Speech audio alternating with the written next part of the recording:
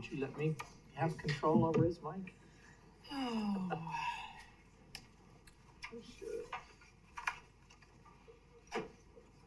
That's the double-edged sword. The highest bidder.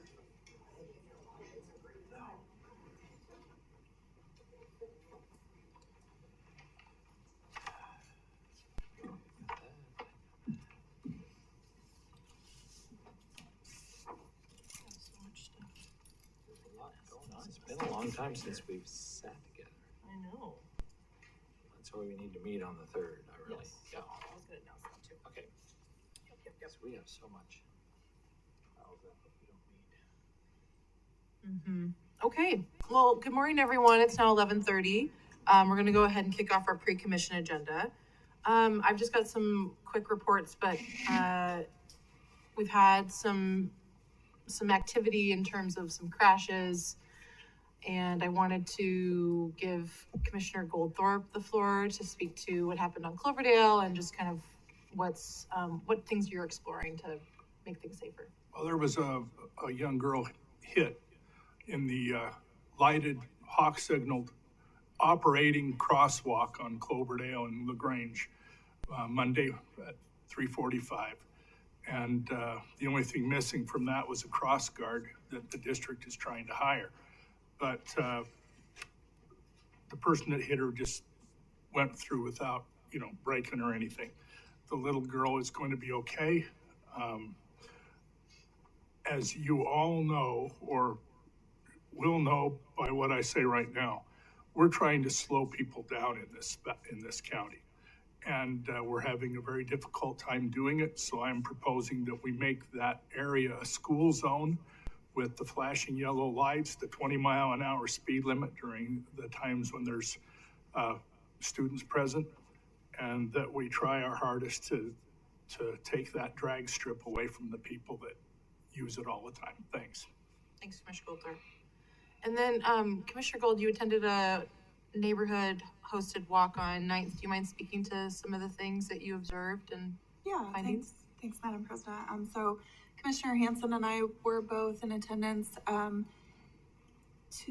a walk on 9th Street at the invitation of the neighbors and as a follow-up to the presentation that they made to the commission a few meetings ago.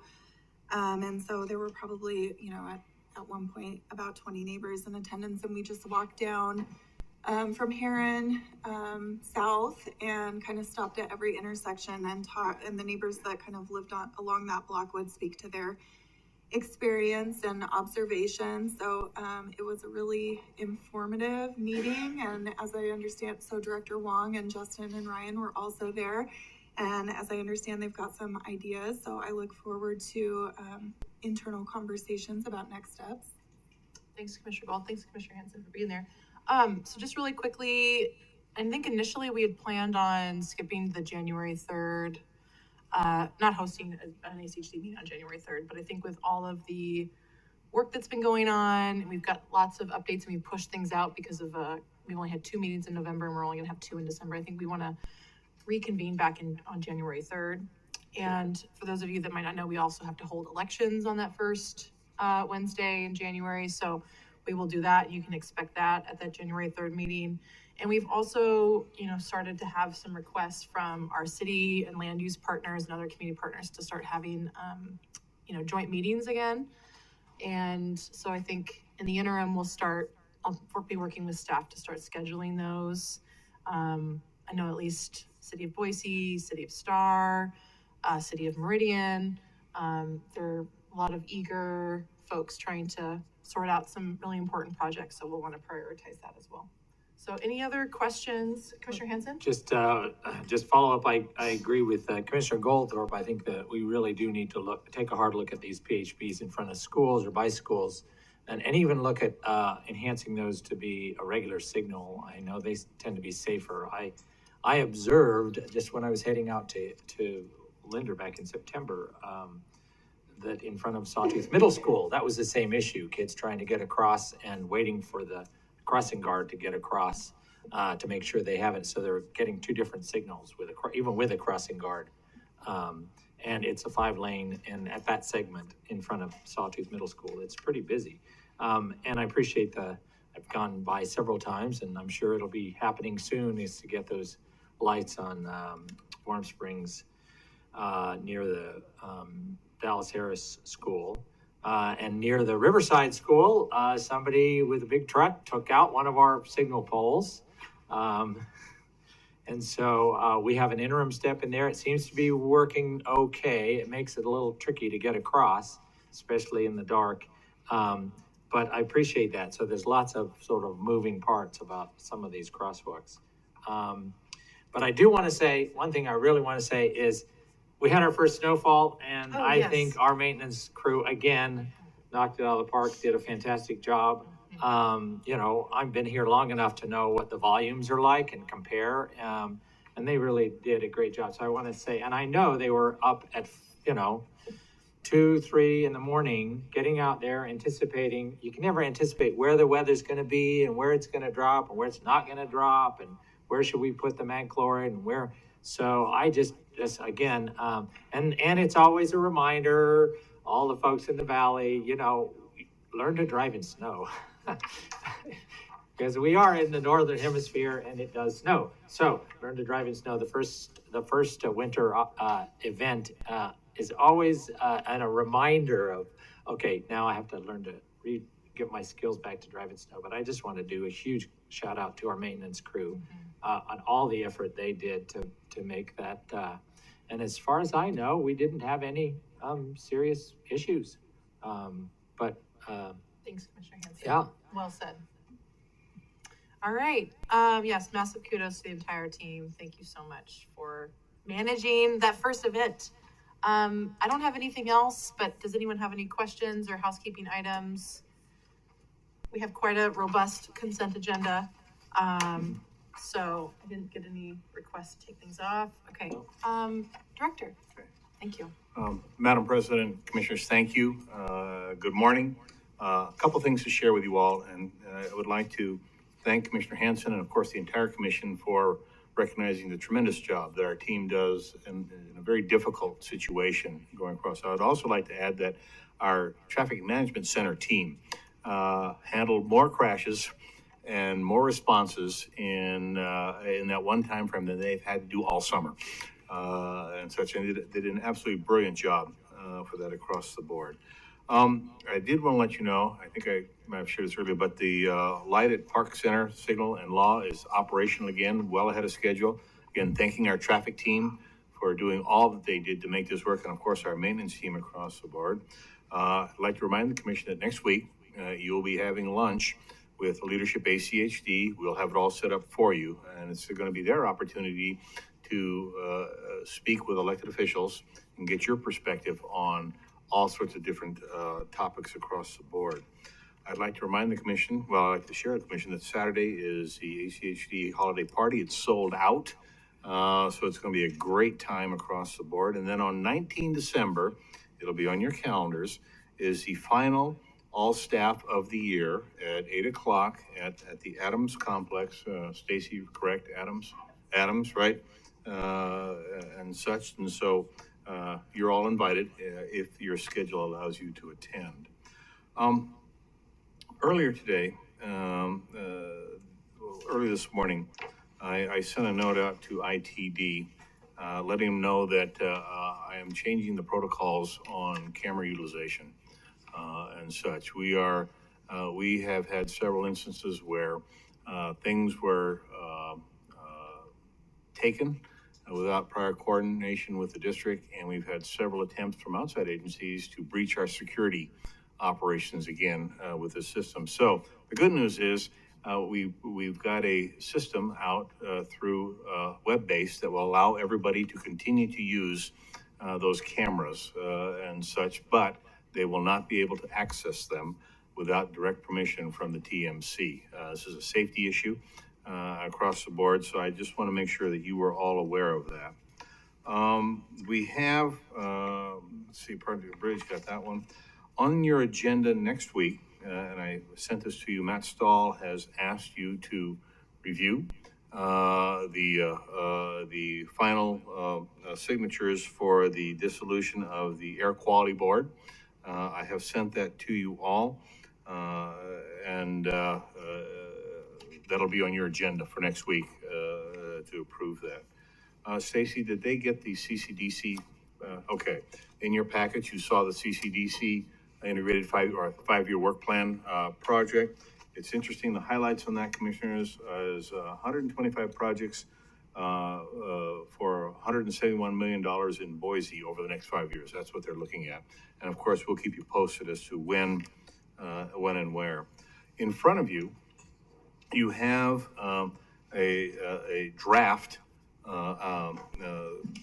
memo or agreement from Steve Bailey. He's the director of the Idaho Department of Administration. As I shared with you earlier, his team is coming to us on Friday. They'd like us to, from a staff-to-staff perspective, take a look at this agreement. It has to do with HB 25, which is the operation control of roads around the Capitol. As you know, that was passed last year that made that a capital issue, not an ACHD issue anymore.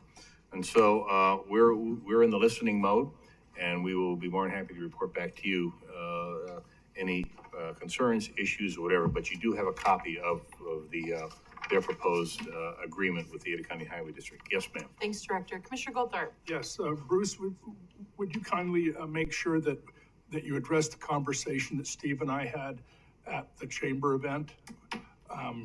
So that what he told me with regards to the legislature's insistence on a unanimous approval of anything we want to do over 7 days at those streets. Yeah. I don't see that anywhere here, so yeah.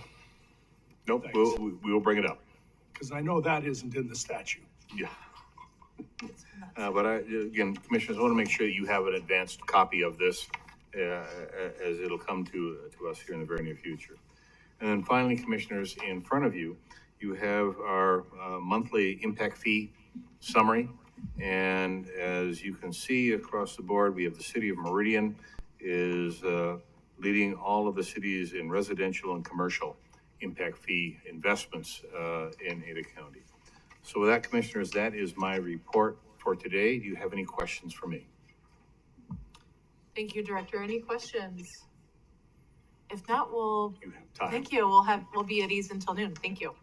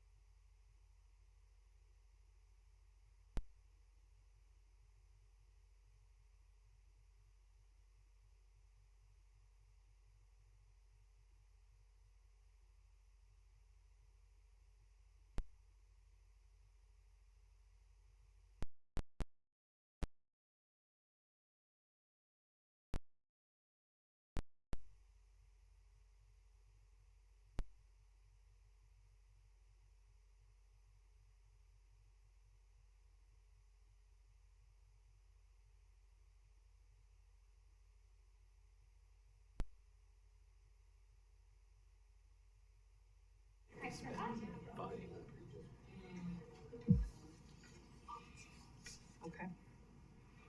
Thanks for calling that out.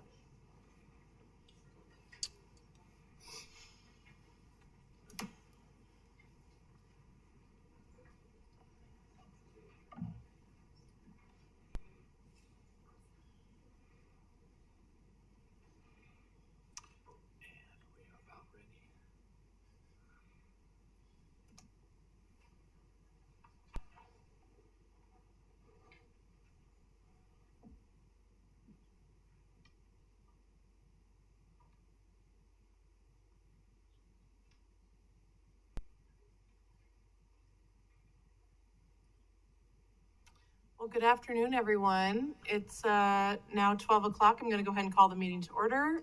Thanks for joining us, everyone that's online and in person. Please join us in standing for the Pledge of Allegiance. I pledge allegiance to the flag of the United States of America and to the republic for which it stands, one nation, under God, indivisible, with liberty and justice for all. Thank you. The first order of business is to adopt the agenda. So moved. Second. It's been moved and seconded. Any discussion? All those in favor say aye. Aye. Aye. Any opposed? Motion carries. The next order of business is to adopt the consent agenda. Items on the consent agenda are considered routine and are action items unless otherwise noted. The consent agenda is enacted by one motion. There is no separate discussion on items on the consent agenda. If a commissioner or citizen would like, they may request any item be removed from the consent agenda and placed on the regular agenda. I do not believe we have any of those requests, so is there a motion to approve the consent agenda? Madam President, I move that we approve the consent agenda as presented. Second. It's been moved and seconded. Any discussion? All those in favor say aye. Aye. Aye. Any opposed? Motion carries. Thank you. All right, so we just have one item on the regular agenda, and that is the bid award memo for 2024 arterial and collector capital maintenance project number 523013. Welcome, Justin. Madam President, members of the commission, thank you so much. For the record, I'm Justin Lucas, the Deputy Director of Planning and Projects here at the Highway District. Before you is a bid award memo as described for the 2024 arterial and collector capital maintenance project. This is primarily a maintenance project, but it does also include upgrading pedestrian ramps, filling sidewalk gaps, and reconfiguration of the Stagecoach Way and Luca Road intersection to improve pedestrian and vehicle safety. The segments are outlined in the report, and we got a good bid. So glad to answer any questions you may have. Thanks, Justin. Commissioners? I have one question because, this is something we need to approve, but I would like to be authorized from time to time to ride with our inspector on these projects. Madam President, Commissioner Goldthorpe, give me a call. I can make it work. Thank you. Commissioners, any other questions? Commissioner McKinney? If I may, Justin, do we have any kind of an image that you could show us that'll kind of show the extent of this project? Yes. There was a good image. Yeah, Madam President, members of the commission, I typically don't do PowerPoints for these presentations, but in the packet, on the agenda, if you go to this item, whether it's in paper or digitally, there is a vicinity map for each project that shows the extents and all of those. These are primarily rural or semi-rural segments out in the CUNA area, and the maps in the packet do show where they are. Thank you, Justin. Any other questions? All right, well, this is a request for approval, so is there a motion to approve it? Yes. Madam President, I would move to approve item number 1 on the consent agenda, on the regular agenda. I'll second. Moved and seconded. Any discussion? Commissioner Hanson? Madam President, thanks. I appreciate looking at this. It was very good for us to review these and see how much resources we're putting into the movement of motor vehicles. And so this is one of the ones that is a real great example of the pavement work that we're going to do to accommodate the movement of motor vehicles. All right, all those in favor say aye. Aye. Aye. Any opposed? Motion carries. Thank you. All right, moving along into public communications. Is there anyone in person that would like to speak to the commission at this time, welcome. Just come up to the podium, state your name and address. And hold on, Mary Beth, we've got a person in, a gentleman in person who's gonna share some thoughts first. We've got someone online, so thank you. Thank you. My name is Mike Malazzo. I live at 4557 East Copper Point Drive in Meridian. I am a board member. I'm presenting you today because I'm a board member on the Movado Community Association. This community is about 525 homes, and I'm here to discuss the need for a no parking along Movado Way. Movado Way is a designated residential collection road. Movado Way is the primary egress for the Movado community. Currently, Dave Evans Construction is constructing Movado Village on the east and west side of Movado Way.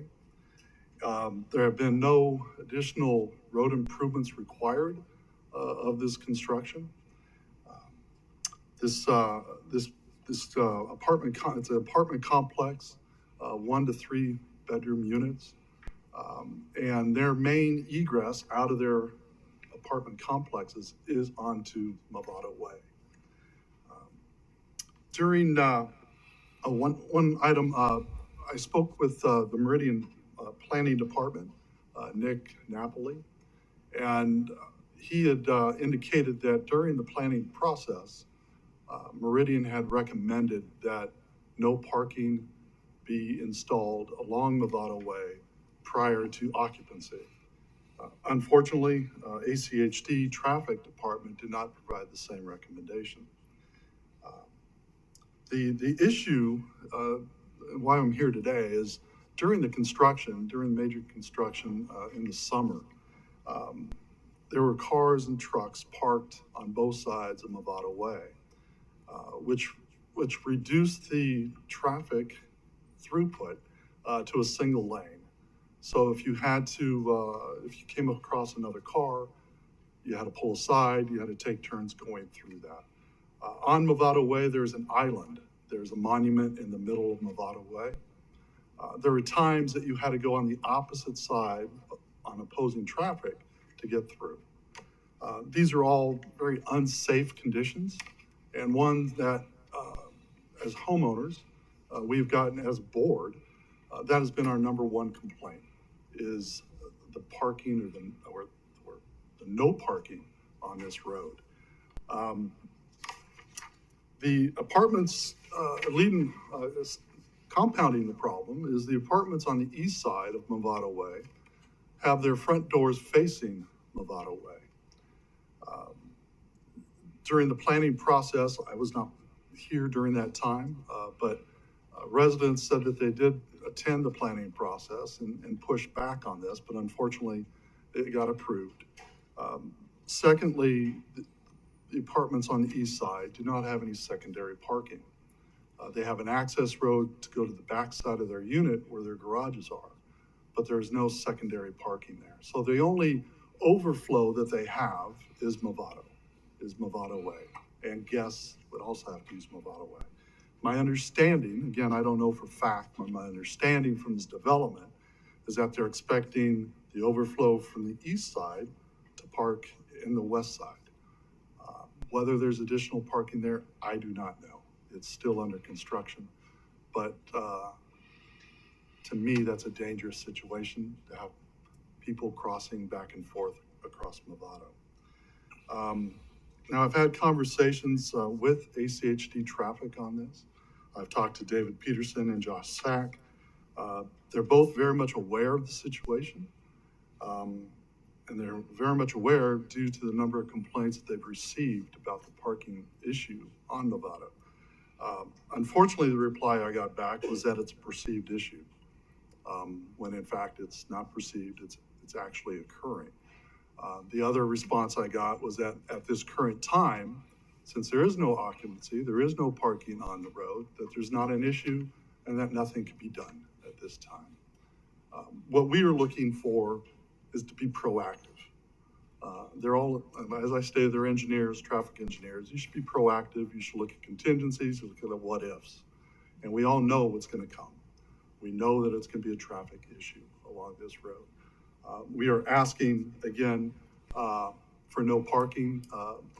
Mr. Sack asked me to write a letter to the commission. I did that.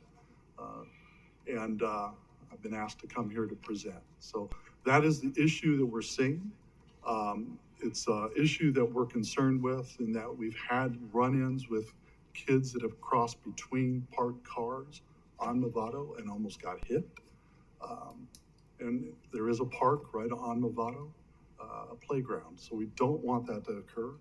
And so what we're asking is no parking. We're asking for potential bike lanes on the sides, which helps reduce speed, because speed will become an issue if there's no parking there. But bike lanes do help take care of that as well. Thank you, sir. Do you have any questions?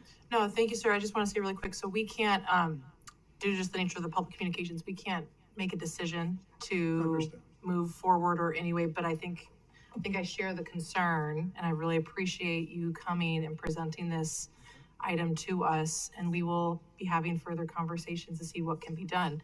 Commissioner Goldthorpe. Yep, just, I think Jim has driven this extensively. I have driven this extensively.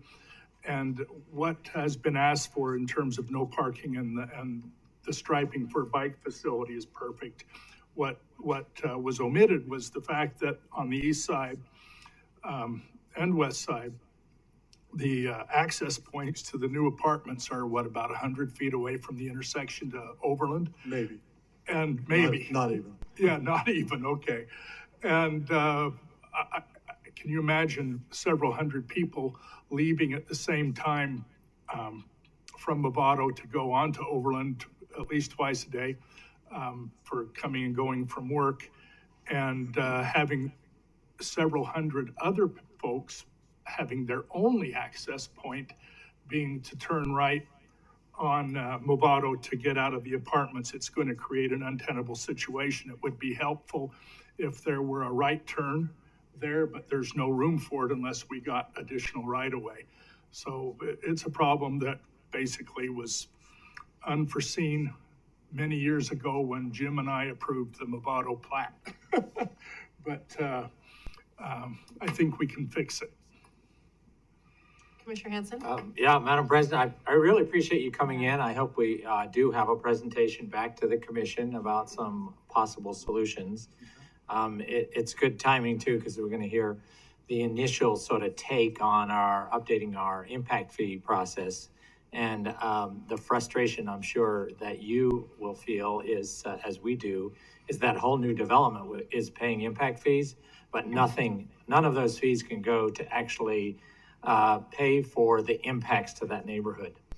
It can only go to widening arterials. So somewhere down the road, some arterials getting widened with their impact fees, but it's not going to address. And removing parking, which has served as sort of a traffic calming function, means that we really do need to protect those kids going to the playground and the school. You need to have some other features in there. And we've seen how that works on other streets around, but it takes a lot of time and it takes money. And we have to take that out of the general fund in order to do that. So that's a major flaw in clearly the direct impact of new development is not paying for the impact on an adjacent neighborhood. And so I'd like to see solutions come back to us, some of the cost options, and both temporary and long-term solutions to addressing cut-through traffic or speeding and parking issues that you've raised. So I appreciate you bringing it. And just one last point is human nature. It's best to guide a person into a direction rather than try and change them later. Mm-hmm. These units are going to be occupied here shortly. And the way that it's situated now, there's no requirement for them not to park on Movado. And if down the road it's decided no parking is the right approach, which I believe it is, it's going to be hard to change their perspective. And so all we're saying is the sooner the better, and not wait too long. Madam President, that's a really good point. And because this is being built in an area where every trip has to be made by automobile, every single trip, it's impossible for people to live in those apartments and not have an automobile. So, yeah, whereas you get some neighborhoods, you have actually less demand for parking because there are lots of other options for them to move for mobility in the community. But in this area, it's been designed for automobile dependency, and so we have to deal with the consequence of that. I agree. Yeah, I think, so Ryan, will you be able to follow up with staff? Okay, thank you. So Ryan will be the point of contact for us and working through presenting some of that information, those options. And if you have any further questions or concerns, you have my phone number. Yep. Give me a call. Thank you. All Thanks right. for your time. Thank you. Is there anyone else in person that would like to come forward? Okay. Mary Beth, are you still interested in having the floor for 3 minutes? Perfect. All right, Mary Beth, please, you know the drill, but state your name and address. Oh, whoops. Oh, we can't hear you and you're Muted. oh, she just muted herself. No, we can't hear you. Maybe it's a microphone issue. Ken, is it us, do you think? Is it us?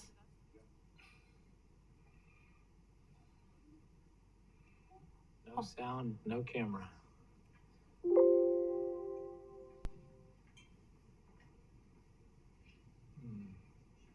Mary Beth, do you mind saying something again?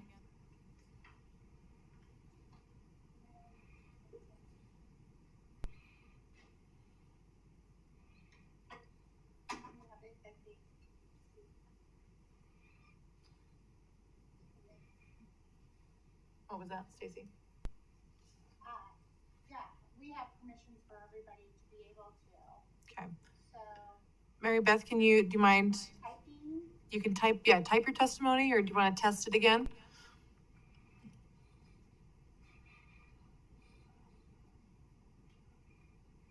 We still can't hear you.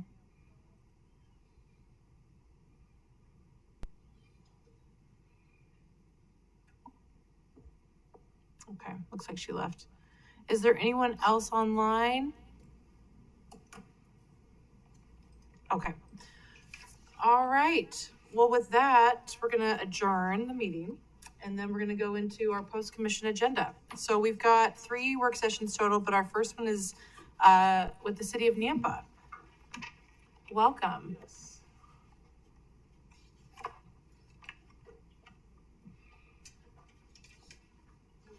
we test outside to make sure it works. Okay. So, one of those things, it's not one thing, it's another Oh, thing. totally. Mm-hmm. Trying to get the PowerPoint up here. There we go. Oh. Hold on a second.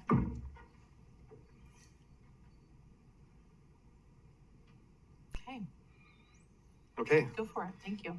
Madam President, Commissioners, it's good to see you. Thanks for having us over this afternoon. I want to talk about a very important regional project with you. As you know, we've been growing a lot in Meridian and in Nampa, and we're starting to merge together. So I think we're going to have a lot more partnership opportunities in the future because and with State Highway 16 going in and being done in 2025, that's really going to change that area. Just on another note, both Meridian and Nampa are actively getting the sewer out to State Highway 16, which is really what's going to drive the development. So a lot more vehicles, a lot more trips. You got a presentation here I want to show you. And get this thing to, oh, here we go. Okay. All right, so specifically, I'd like to talk about U-Stick from Canada to State Highway 16. So today, that's just a 2-lane road with stop signs at the intersections. We'd like to turn it to a 5-lane facility and be able to accommodate all of the traffic that's going to come off of State Highway 16, and also include bike and ped facilities, which there are none out there today.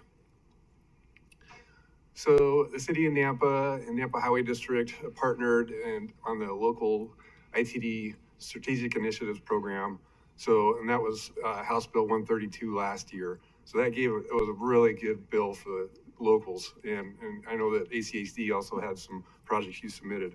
So there was 300 million in applications across the state. 100 million is all that's available. So it's something that to keep an eye on, and hopefully our legislator can continue to appropriate to that, because there's definitely a need for more projects.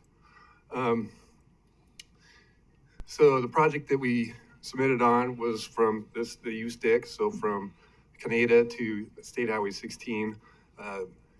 This is all signalized intersections as what per our plan. So the NAMPA application include a signal at Star and USTIC, and then approximately 2 miles of widening on USTIC. We did make the short list of the ITD board. So it was $10 million. It was the maximum that could be awarded, and that's what's on the short list. The Nampa Highway District's intersection at Canadian USTIC did not make the short list, but again, if hopefully there's more money next year and we can apply again.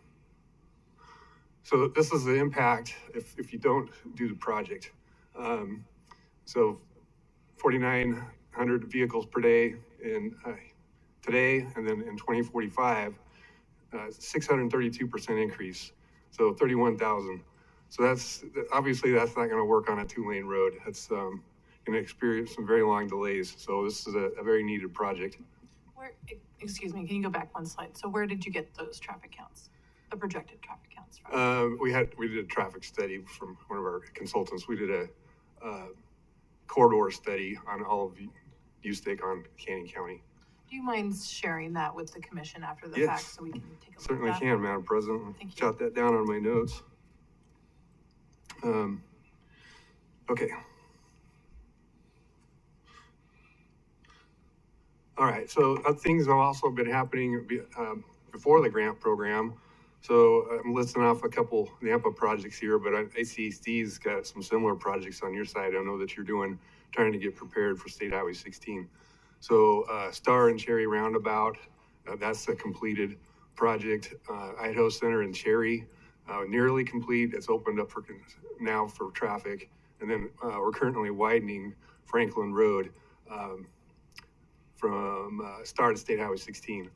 So the two interchange points off of State Highway 16 are going to be Franklin Road. So that's why we're widening this one, and then USTIC. And that's why we put the application in to widen USTIC. There we go. So with the state grant, it's a tight timeline, and we're going to do everything we can to get the project designed, constructed, purchase the right of way, use concrete intersections so we can do work during the winter time. So you can see with this graphic here, if we didn't have the state assistance to build this project, it would take us till 2033. Getting the $10 million in the grant is going to accelerate that. We can get it done in 2026. So if you can imagine having to go to 2023 with that much traffic off of 16, it just would be a very difficult scenario. So you're wondering, why is NAMPA here asking for, what are you asking for?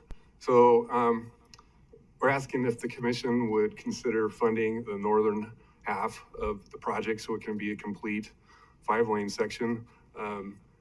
If we were just to NAMPA do the project, it would only be three lanes on the Canyon County side. So just as a reminder, this particular section is the Canyon and Ada County border. So the border goes right down the middle of the road.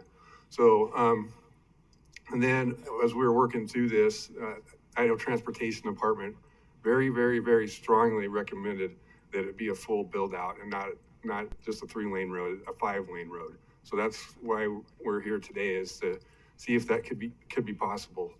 As far as cost goes, this is an estimate, $7 to $8 million is what we're looking at. And so the intersection at Star and USTIC, that will be fully funded by the grant that we did receive, even on the Ada County side. So NAMPA is totally willing to lead the charge on the management of this, and we're just looking for some funding participation. We'll do the design, we'll do the right-of-way, utilities, permits on both counties, both sides of the road. So benefits to ACHD, it's always good when us local agencies can partner together to get something done. It goes a long ways with the legislators and positive messages for the public. Lots of times the public doesn't know that they've crossed the county line. We're all in this together. So, and another reason is less disruption to the traveling public. So there's a lot of attention on detours right now. If we could combine projects, not have to go in twice and do things, that's less detours and less disruption for the public. Less disruption to adjacent property owners, just to go in once and build the project instead of building it in phases, and cost savings. So mobilization costs, there won't be two MOB costs. And I'm sure you've all seen the record inflations we've had in heavy infrastructure. Is that just happens year after year after year. If you can build something sooner, you can save some inflationary costs. So that's my presentation, and I'll open it up to questions, Madam President and Commissioners. Thank you. Commissioner Goldthorpe. Yes, I have several, and perhaps, Justin, you could help with some answers. As you know, we received $36 million finally from the legislature for our Highway 16 connections. And we were after that for 2 years, beginning almost immediately after the 2021 session was adjourned. We were told no at first, quite a few times, until it became really obvious that there was a problem, and then there was an appetite to solve it. It eventually got solved. Justin, have we already budgeted from that 36 million for our side of USTIC? I thought we had. Yeah, Madam President, members of the commission, Commissioner Goldthorpe, the $36 million that was allocated to ACHD was for specific Ada County projects, right, where we have the exclusive jurisdiction, essentially from Owyhee Storm all the way back to East. 10 Mile. Yes. That's the USTIC corridor we are working on. There are some portions of that where we are partnering with the city of Nampa, where there's some minor joint jurisdiction. But the majority of that is all within ACHD's jurisdiction, and that's what the $36 million is intended to help fund. I can't say today that it's going to fund all of it. I'm sure it won't. It's going to help fund those segments that we've outlined, and those, yes, are in your adopted integrated 5-year work plan. Okay, so they are budgeted for and they are funded. Awesome. Yes. Does that change anything that you would be asking for, knowing that we already have it budgeted and funded? Well, just from NAMPA's point of view. Well, Commissioner Goldthorpe and Sure. Madam President, just to clarify, the request from the city of Nampa is actually going outside of our current projects. This is additional projects along USTIC from Owyhee Storm all the way to the county line, which is Canada. And so Okay. those projects are not currently in ACHD's integrated 5-year work plan, and ACHD at this point has not allocated money towards those Right. projects, which is what Tom is referencing. Then I'd like to ask the city of Nampa why they waited until just recently to ask the state for any funding. Madam President, Commissioner Goldthorpe, we actually did ask the state last year, and that's what helped trigger House Bill 132. And that was a mechanism for them to be able to provide funding for all of us locals. So we did ask. It's been over a year in the making, and this is the House Bill 132 program was a result of it. Okay, I'm sure our staff has told you that we're right now about 2 years behind on these projects because of the delay it took to get any assistance from the state. What you might not know is that if we had not gotten any assistance from the state, we wouldn't be doing these projects at all or talking about them. And as a commission, we pretty much made that decision. And it wasn't just to use a lever to get it. We didn't have it in our budget. We have our money budgeted for many years in the future for a lot of large projects. Mm-hmm.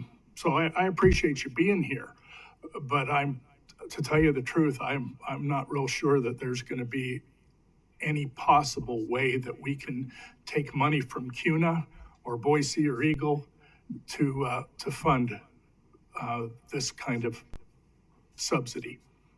That's all. Any other questions for Tom? Commissioner Hanson, can you turn on your mic? Oh, I could turn on my mic. Thanks, Tom, for coming. Appreciate it. I was just wondering what the Meridian's position is. Meridian's been quite insistent that we move and accelerate that portion of Ustick to the east of Owyhee School and our new maintenance yard. And so that's what we've done because of the impacts of 16. So Meridian's position is really vital. This is in Meridian, on the edge of Meridian. So I was wondering whether what you've had with where it falls in the Meridian's priorities. Commissioner Hanson, we have talked to Meridian about it in the Public Works. I haven't specifically heard the mayor's position on it. So they're aware and haven't been against it. And so I think that we all realize that we need, at the county line, we need to have a complete system in order for the system to function correctly. I do know that, like I said earlier, they're very focused on getting sewer out there, and they are actively pushing some projects forward in that direction. Yeah. I would just say that that's a critical component because it's their priorities we're trying to build. And the impacts of Highway 16 is going to be significant, both at Ustick and at Franklin on Meridian, and that's why we're rushing to try and get those completed. And I do notice that on the north side of Ustick, in the Ada County portion, there is part of a canal, so there's a more complexity. Isn't there a lateral or a canal that follows it for part of the way west of what is it called? West of the high school, west of Star Road. So, I mean, that's a complexity that perhaps just simply because of geography that we have to deal with. So I could comment on that, Commissioner Hanson. So just east of the Canada and Ustick intersection, that's Phil's Canal right there. Okay. And so with the Nampa Highway District roundabout not being funded, that drops the need to do anything with the canal with this particular project that we're here for you today. We'll stop the widening before the canal. Okay, I was just looking at and thinking, I thought the canal, there's a portion of lateral from the canal that follows along the edge of the road, and I know we have to, that always just makes our costs go way up if we have to move it or if we have to cover it. And perhaps that's one of the reasons why, our engineers looked at this and said, well, within the budget that we have, we can go as far as the high school. And so anyway, I would just want to make sure that before we move on anything that we find out where Meridian is in terms of the priorities, because it's their taxpayers who are. Okay, we'll certainly do that. Thank you for that feedback. Commissioner McKinney. Thank you. Tom, just a quick question, just to be clear about this. It sounds like that, and correct me if this is wrong, but in order for Nampa to submit this proposal, you need ACHD's commitment on the financial side as you've outlined. Is that correct? Commissioner McKinney, that's what the state had indicated to us very, very strongly, like to see a complete street. So, and again, they have not finalized the list yet. That'll be decided in the December ITD board meeting. Okay, so that's then the time frame for this is looking toward the December ITD board meeting. That's correct. Okay, which do you know what day that is? I can get you that information. I don't. Okay, know it at well, the top of my head. Thank you. Commissioner Gold, did you have something? Yeah, Madam President, I just would agree with Commissioners Goldthorpe and Hanson in regards to, missing information or unanswered questions around the funding and partner agency positions and, things of that nature. Yeah, so Tom, I think in closing, we really appreciate you coming. And I think, we are definitely of the spirit of partnership and going in once. That's a huge value that we have. So we definitely understand the impact of not partnering on this project, what that can mean. But to Commissioners Goldthorpe and Hanson's point, if we were to, prioritize this funding request on such a tight turnaround, we'd have to deprioritize things that have been communicated and reinforced well in advance. And we're trying to follow the requests of our community partners that are within Ada County. So if you can get us the information, that some homework and all that good stuff, and continue to keep us in the loop, we'd be happy to have you back, but we're gonna need some more time and information. Okay. Thank you. Thank you, Tom. Thank you, Madam President. All right, so the next one is the pavement management, pavement preservation presentation. Rick, welcome. Thank you.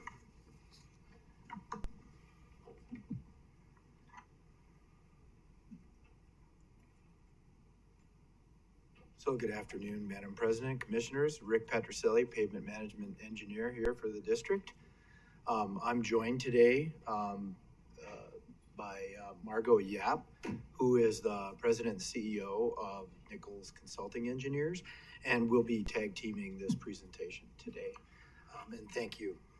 And thanks for approving the arterial collector project, which benefits our network very much. Thank you.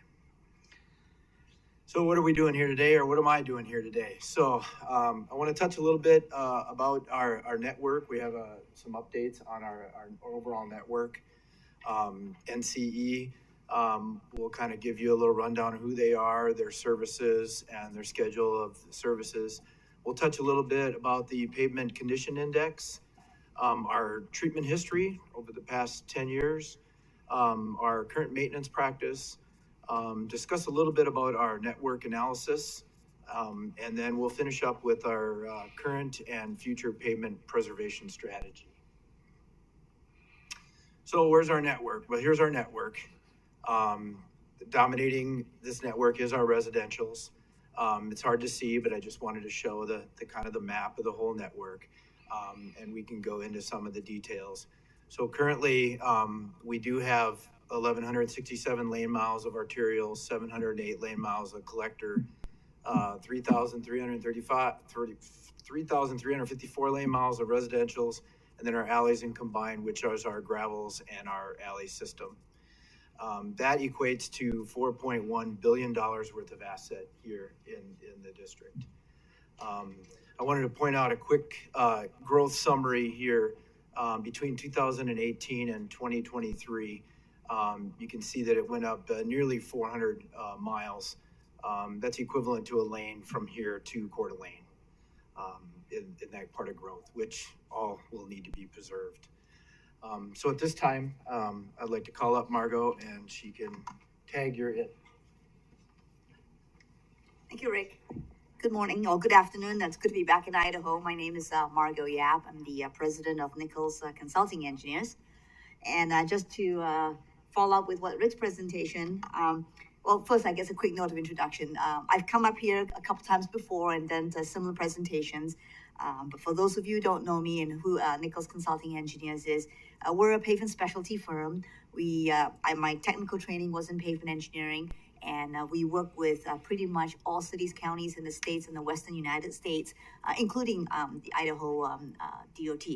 So part of our experience, of course, in working with the district is to share what we know about pavement management and to act as a technical support and answer any questions that Rick and Susan and others on the staff have had over the last, something like, I think, almost 12 years or so.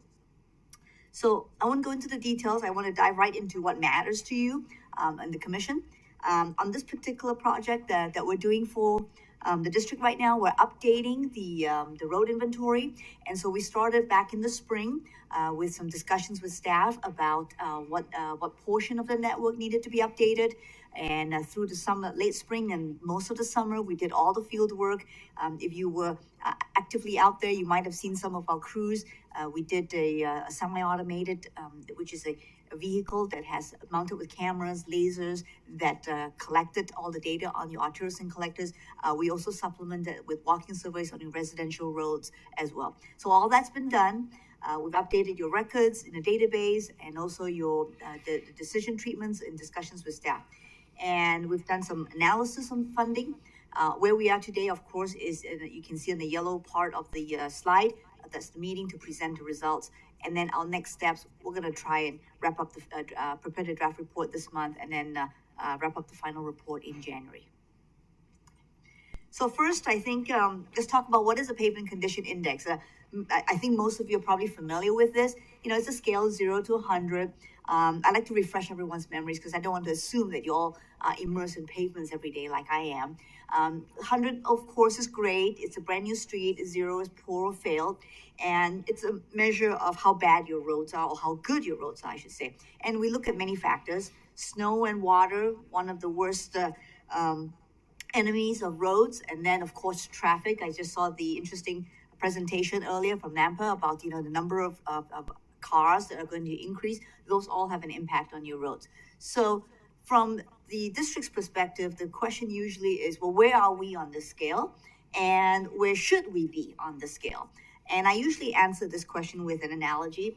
My daughter's now finally in college, and but when she was in middle school and high school, you know, she would come back and she might say, well, you know, I got on my math test, I got a grade of 70.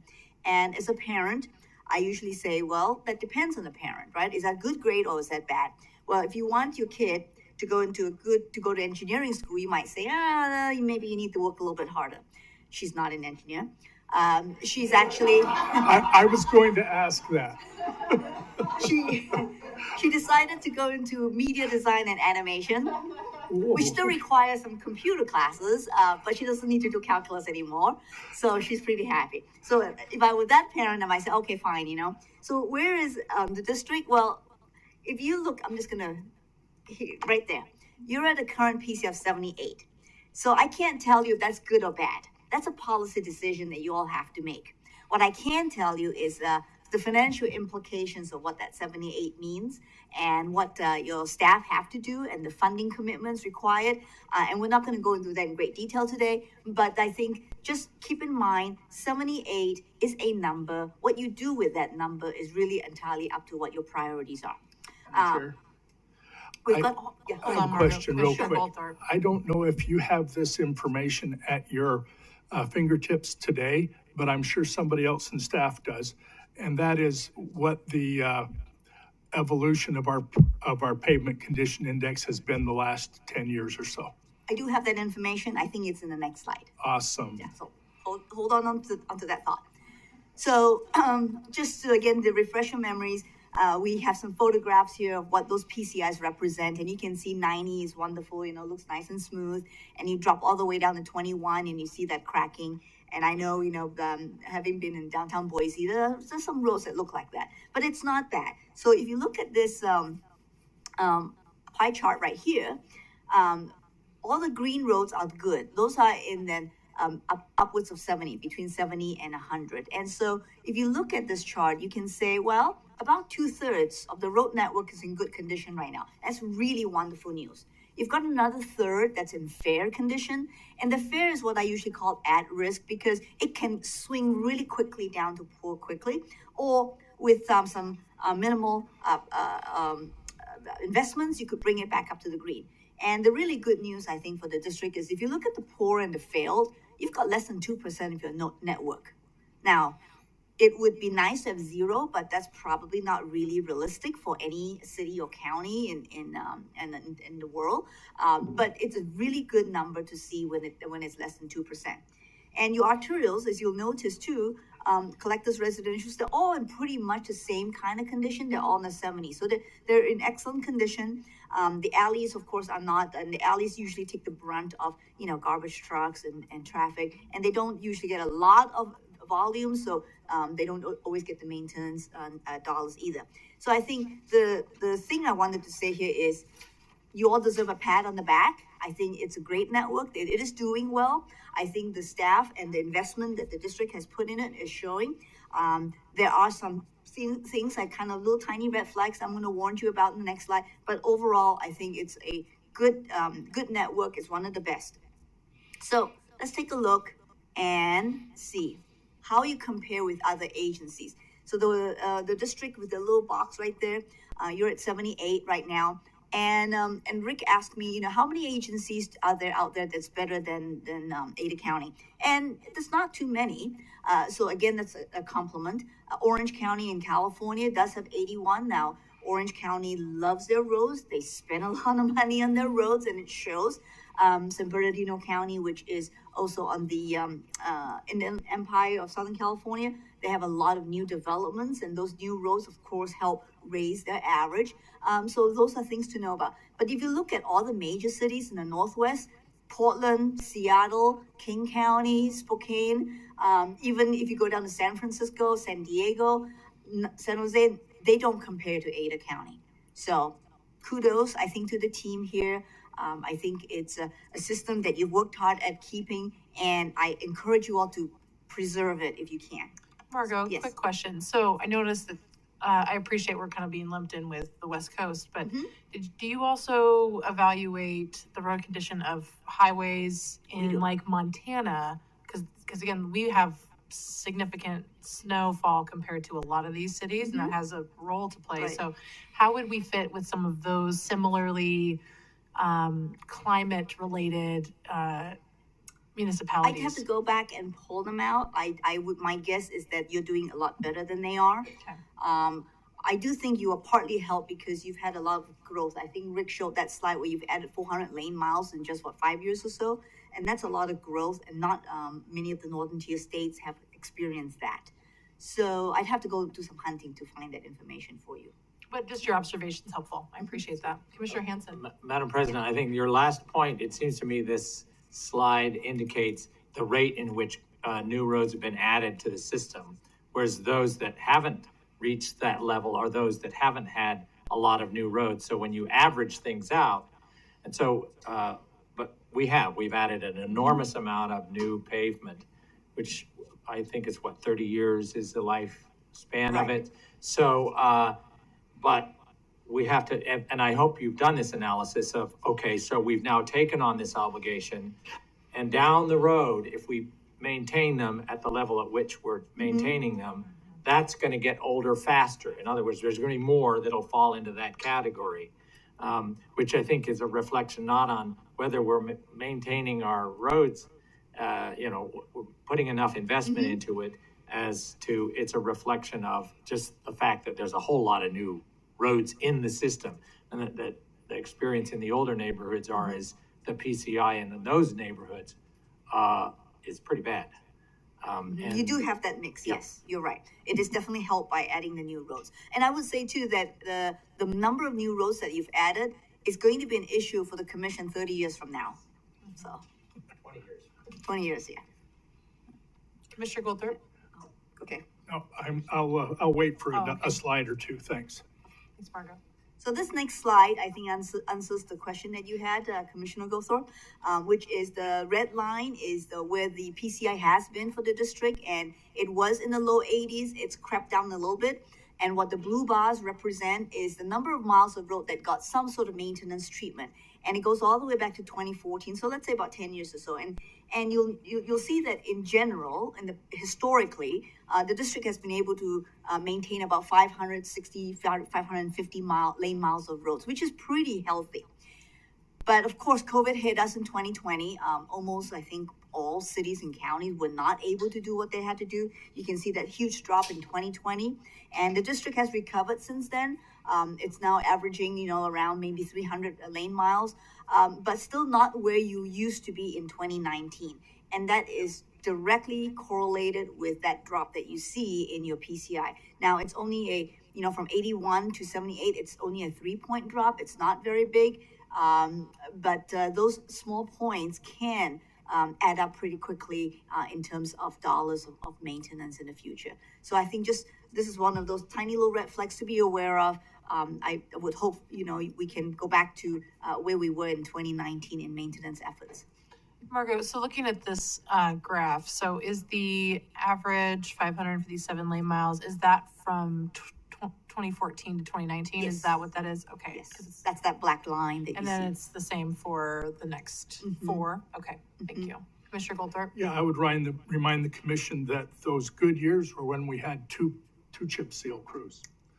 And this is bringing to the forefront of my mind exactly what kind of disaster we could face 5 years from now, even if we don't continue to have two chip seal crews. And back there in 2017, when we had this presentation and you showed all the different cities, I'm remembering that there wasn't any that were better than we are. That's correct. You have a very Yes. good memory. Well, for things that really make me proud, yeah, I do. Otherwise, I'm just an old guy.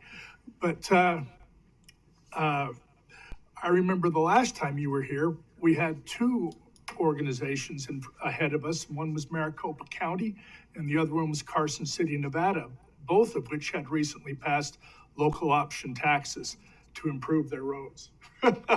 And they beat us by 2 or 3 points. But since we don't have that kind of ability to rake in additional monies, we've always been grateful and very proud with the way we spend the money we have, because we have a levy, we have other sources of revenue, but we can't spend it anywhere besides our roads, which is wonderful. Right. Very good point. So I think my last slide before I turn it back to Rick is really just, again, a little push, a little nudge to say, let's focus on preservation or proactive treatments. Your point about the chip seal crews, it is one, I think, of the most proactive. Ada County, the district here, is one of the most proactive agencies I've worked with that really focuses on preservation and proactive treatments. And if you look at this very complicated chart, what that does is if you look at this line, it goes kind of a little jagged line on top, you can maintain the preservation or the condition of your roads by a very aggressive preservation treatment there. And the good part about that, of course, is that your residents will continue to experience a high level of service, and you save money by doing that. The alternative is if you don't do anything, you follow that red line, then you end up all the way down to the bottom, and then you reconstruct and you get a brand new road. That's rehabilitation, is reactive. It costs a lot of money. And yes, your residents will get a new road, but before they get there, they have to suffer 10 years of not so very good road. And so, just again, a philosophy is you've got so many good roads. 2/3 of it is in good to excellent shape. 1/3 of it's in poor. Invest the money, keep the good roads good, because you're going to get some bad roads and you can't help them, but you can at least preserve the good roads that you do have. So that's my pitch. And with that, let me turn it back to Rick.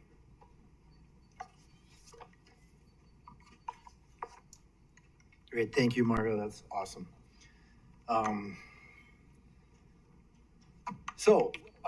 Getting back to where we are putting our funds right now.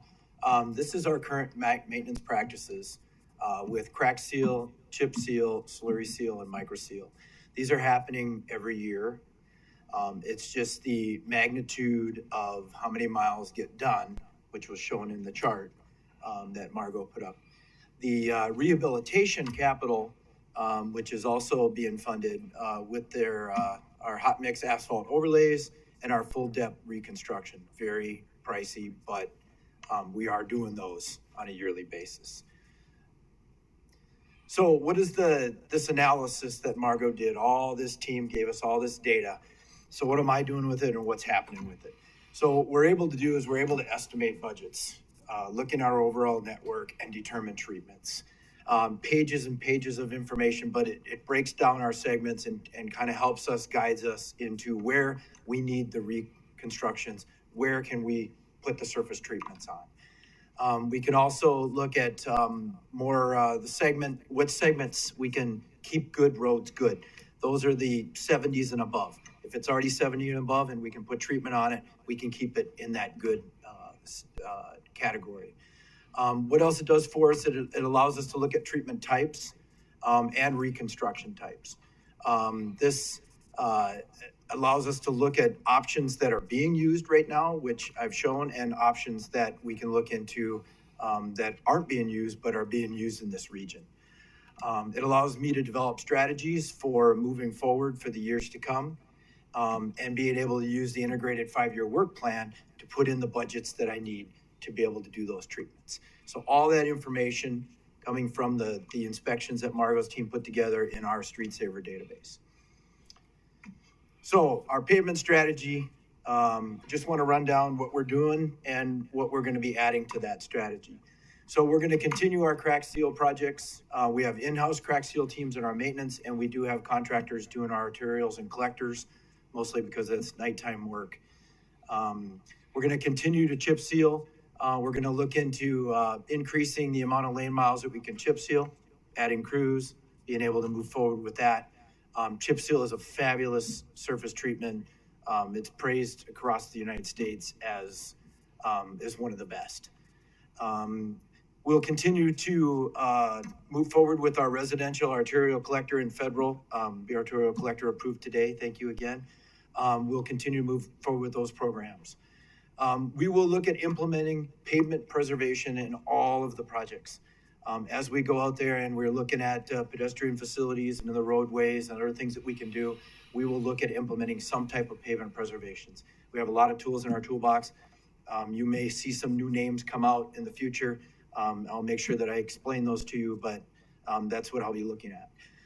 We do have, excited about this, we do have about a 15-mile pilot slurry seal project, which is in our budget. It's moving forward right now. We're going to go back into a neighborhood in our zone where we chip sealed, and we're going to put some slurry down on those roadways. That is a preservation that will raise the PCI. Commissioner Goldthorpe. Is that in the cul-de-sacs? That will be in cul-de-sacs, yes. In addition to what I listed up there, we do have cul-de-sac slurry program. We try to do about 160 to 180 a year. Those will continue to move forward. However, we're going to extend that into the stem roads a little bit. We've noticed that we've been chipping on the arterial collectors and some residentials. The bulbs of the cul-de-sacs have been slurried in between our stem roads that are starting to age a little bit faster. So we're going to extend that slurry. So we have slurry to where we hit chip seal, which are both proven treatments. Move forward with that. And then new treatments that come up, we're researching those new treatments and looking into options to be able to see if there's other liquids or surface treatments that we can put down. And with that, I stand for any questions, comments, or concerns. Yeah, Rick and Margo. Margo, thank you for making the trip down here and your work. And Rick, exceptional presentation. Thank you for your work on this. I think your strategy is spot on. But Margo, in particular, I really appreciated your point about, how we perceive that rating. Because I'm thinking in light of some recent data that's come out, the Downtown Boise Association shared just the impact of all the road construction that has been happening in downtown, which of course we only have a portion of that.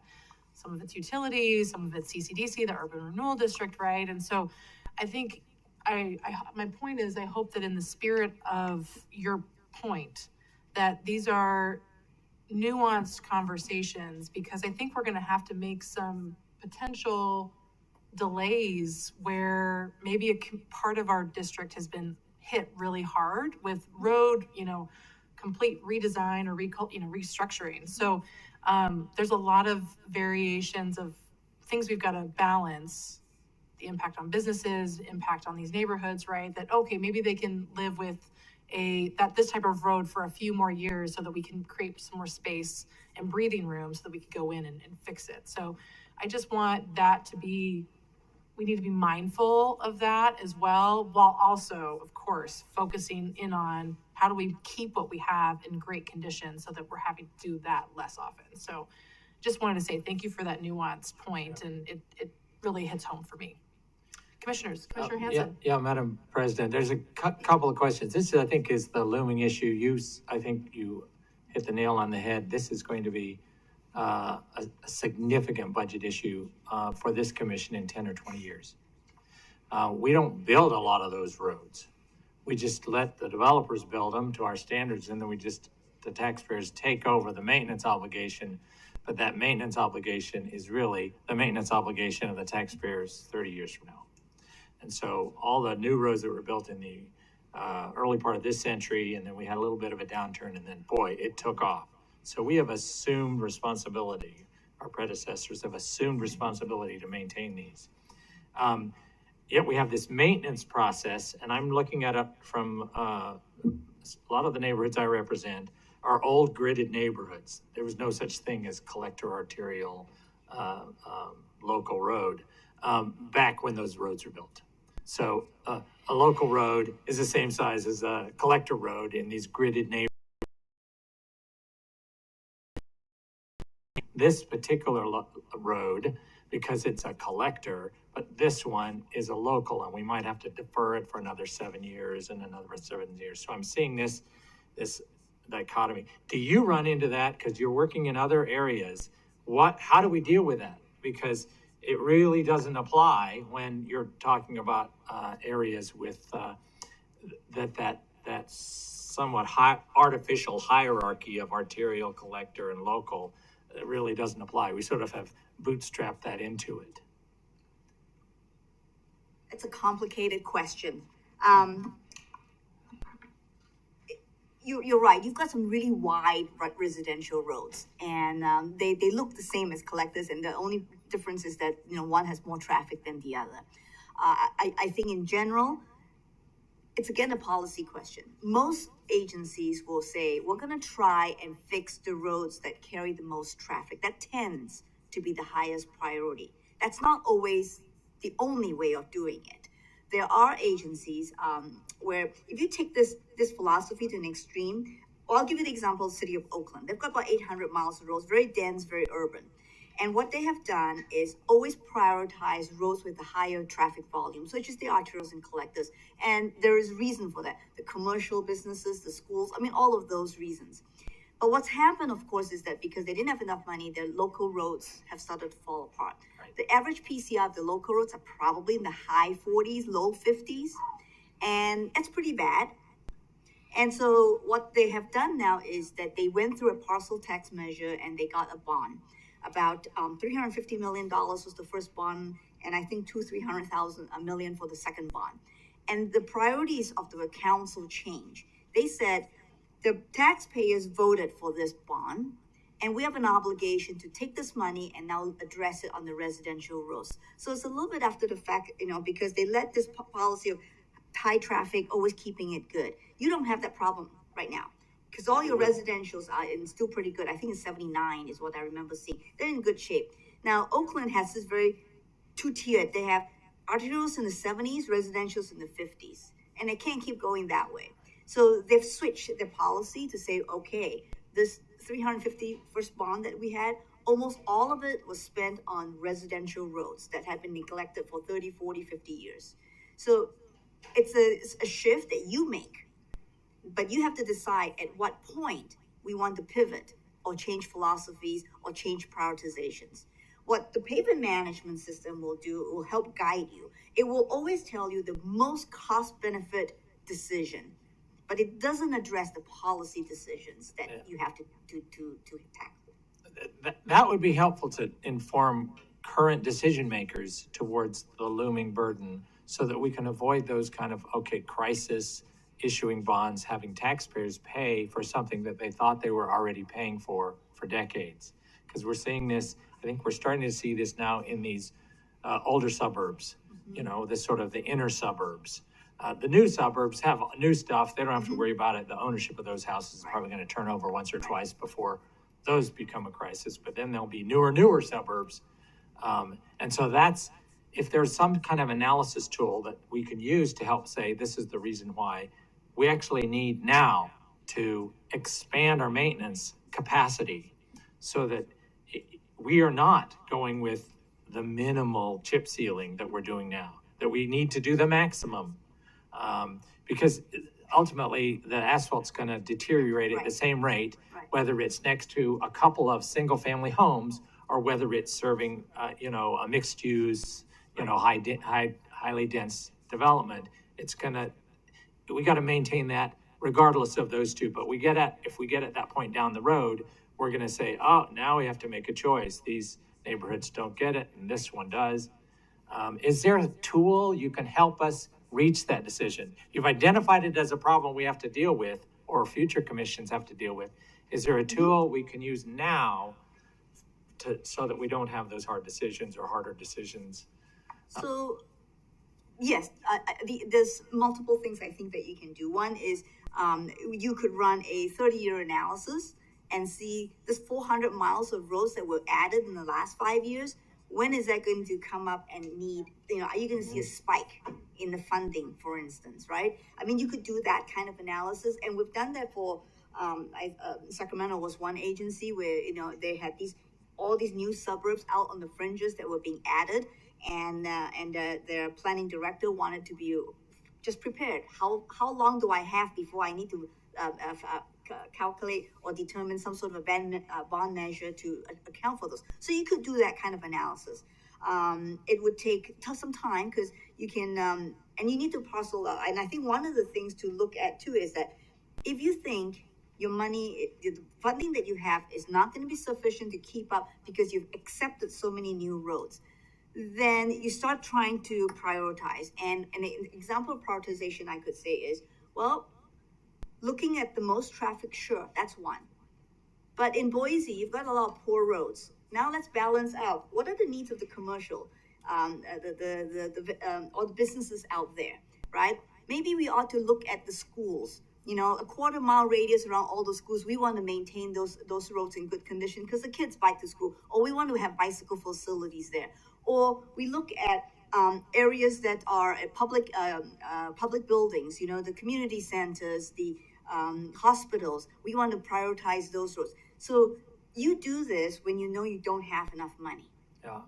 So you're suggesting maybe we should develop that priority system now, yes. early, and that would, I assume, mean connectivity too. Oh, yes. Because there's a lot of streets that serve connectivity, and then there's others that, corridors, that are just for those residents. Right. And we say this with cul-de-sacs and others, they just serve those residents, but there's a lot of streets that actually are used by a lot of people. So your suggestion, maybe we should move on developing that priority system so that we're prepared and we can educate our partners early on that I think it's good the to money's be, going to run out, or we'll have to come up with some kind of creative new way of addressing it unless we understand where the priorities are. Yeah, I think That's a good.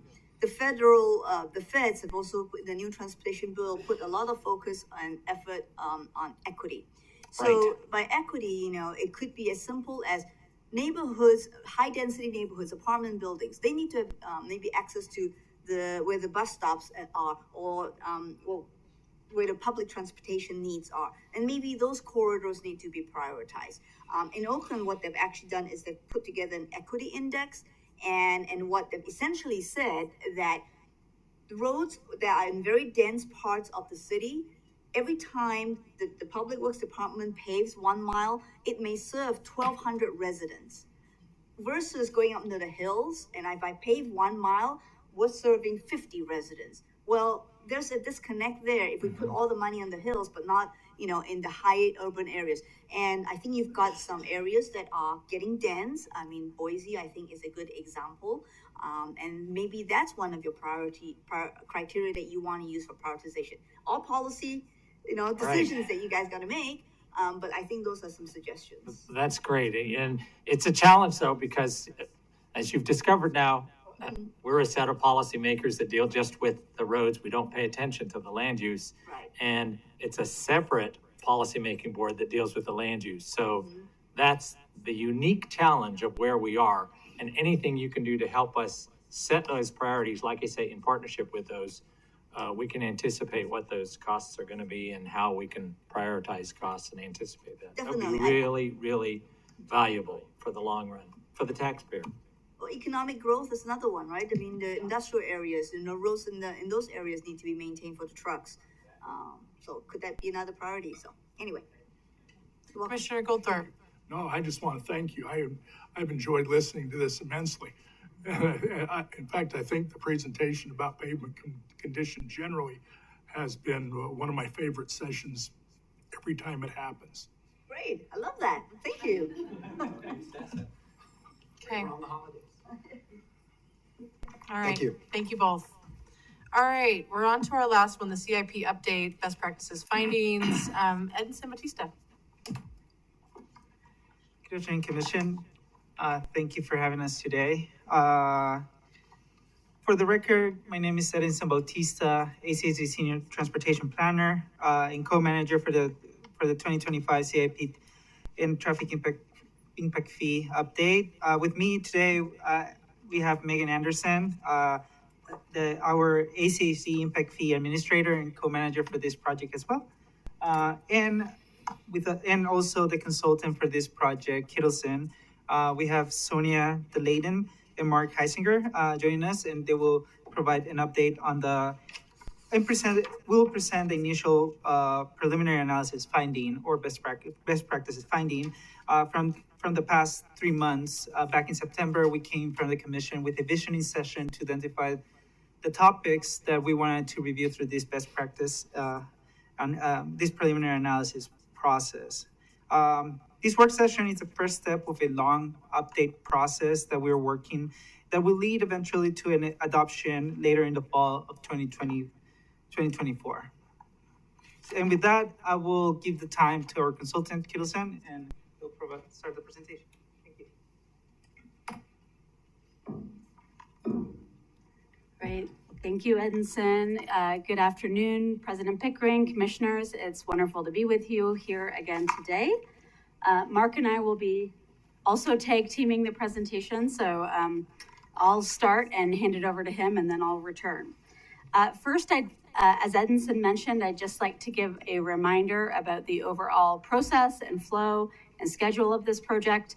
So as he said, we started with a series of visioning sessions back in late summer of this year. We went to the CICAC, your advisory committee on impact fees, as well as we came to you in September to really hear and listen what are the components of your capital improvement plan and transportation impact fee that you would like to revisit. You would like us to investigate nationally what are the best practices that are out there.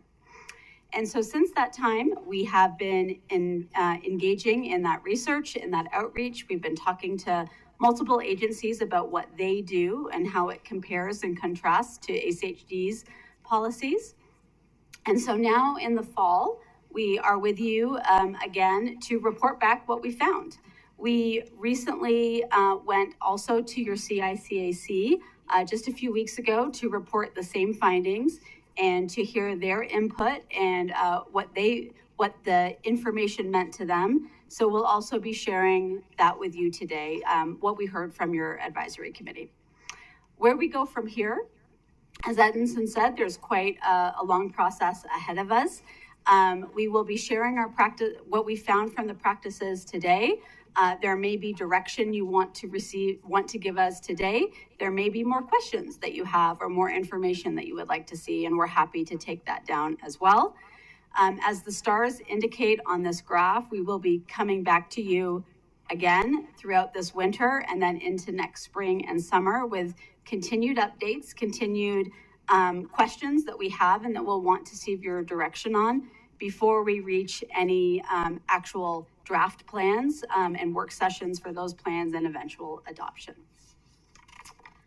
So I wanted to start with just a reminder about why this CIP and traffic impact fee update is including this preliminary analysis, this national best practice review. And I think there's really 4 key reasons that we've heard from staff, from the advisory committee, and also from you as a commission. I want to make sure we have these right. So the first is that we are very interested in assessing how ACHD's current practices align with those that are proven at other agencies. We want to make sure that if there's anything else happening out there nationally that would better serve the district and the community, that we can take a look at that and see how that could potentially be incorporated. We also wanted to assess the application of the Idaho Development Impact Fee Act. That is a legal document, a standard we need to meet, but how we apply it could change and vary with legal review. So we wanted to do an updated assessment of that document and what it tells us. We know that ACHD wants to be responsive to the comments and input that you receive from your local partner agencies, the city and the county within Ada County, because they are also contributing to your impact fees. Development within those local agencies are contributing to your impact fees. And then finally, we wanted to go through this exercise to make sure that our updated impact fees align with the current needs, costs, and plan future growth that is happening out there so that you as a district are best suited to address the needs that are going to be coming before you in the future. What we heard from both the CICAC and was confirmed by you when we visited you for our visioning session a few months ago was that there were 4 key areas within your current CIP and traffic impact fee process that you were most interested in investigating further. And those 4 elements are up on the screen here. It was, can we expand the range of projects that are currently funded by impact fees? How do impact fees relate to our collector roadways? What is the most, what are other agencies doing in terms of the analysis time period that they're looking at for their capital improvement planning and impact fees? Currently, ACHD focuses on a peak hour. Are there alternatives out there that other agencies are looking at? And then finally, the topic of service area. Currently, ACHD has 1 countywide service area for the transportation impact fees. Is that still best practice, or should something else be investigated? This graphic shows a series of the agencies that we investigated. What policies and practices do they have? We had interviews with staff at most of these agencies to investigate and talk about what they do. There were other agencies we looked at as well, which maybe didn't have as much data that was relevant. So these are the really key ones that we focused on. And I want to highlight what we did was really reach out and look at agencies that are trying to apply new ideas as it relates to transportation policy. So we wanted to make sure that we really covered those that we know nationally are looking at new ideas and perspectives. But you can see here also we have several other jurisdictions within Idaho. We felt that was important as well because those agencies are held to meet the same statewide Development Impact Fee Act that ACHD would be. And so it's important to compare what are they doing as well. Maybe they have applied the development impact fee slightly differently than ACHD. You do have as part of your packet some fact sheets that go into quite a bit of detail about what we have found from each of these agencies. We don't have time today to go into all those details, but if you have any questions or want to dive into something, we're happy to. So with that, I am going to let Mark take over to start talking about our first topic, which is range of projects.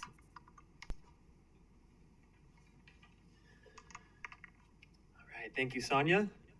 Yeah, so I'm Mark Heisinger, also working with Kittleson, working with Sonia on this effort. And I'll be talking about 2 of the focus areas that we looked into over the past couple months. And we'll be kicking things off by presenting our findings on range of projects in the CIP and impact fee program.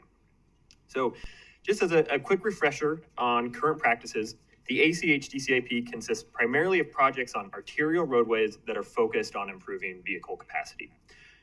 So this consists of arterial roadway widenings or intersection improvement projects such as traffic signals or roundabouts.